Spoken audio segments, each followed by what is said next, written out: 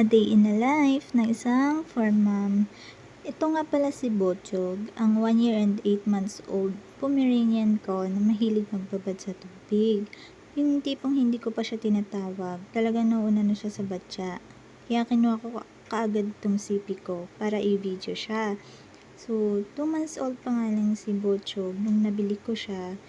At tuwing nakakakita siya ng batya na may tubig, maliit o malaki man yan, talagang lulublog siya doon o kaya babasain niya yung paa niya. Kaya hindi din ako nahihirapan na paliguan siya gaya ngayon kasi siya pa mismo yung atat na magbasa sa tubig. So, meron nga akong 3 Pomeranians at 1 poodle dito sa bahay. Una yan si Bochog, male pom. Sunod naman si Topi, yung female pom na white din.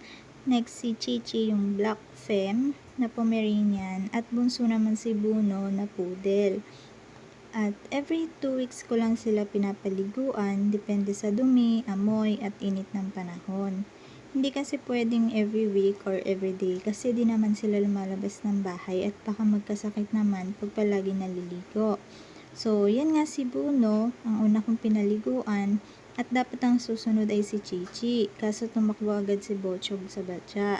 Dapat saglit ko lang siya papaliguan, kaso napansin ko ini-enjoy niya, kaya naman tinagalan ko na lang. At mas matagal nga itong video, pero kinat ko pa nga, kaya ganun siya ka-enjoy sa tubig. Meron din silang sariling brand ng shampoo, ng soap, cologne at powder, kaya malago at maganda yung tubo ng balahibo nila at nawala din yung galis na humawa sa kanila dati, lalo kay Chichi.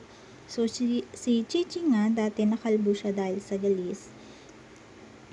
At nung ginamit ko yung product na yun, lumago yung balahibo niya, and then nawala na din yung mga galis nila. Never na sila ulit nagkagalis. Yung brand nga pala nila ay yung Fluffy Paws na Madre de Cacao. At yun na yung ginagamit nila hanggang ngayon. So, simula na hindi na ako nagpalit ng brand. At sa mga interested po na i-try yung product ng mga batuta, 100% po pure Madre de Cacao siya. I-message nyo lang ako kapag gusto nyo gamitin din para sa mga fur babies nyo. Ayan. So, pinatapos ko na yung pagliligo niya dahil baka mamaya sipunin na naman siya, sobra na sa pagbabad. Yun lang, be happy, be kind, mayong adlaw.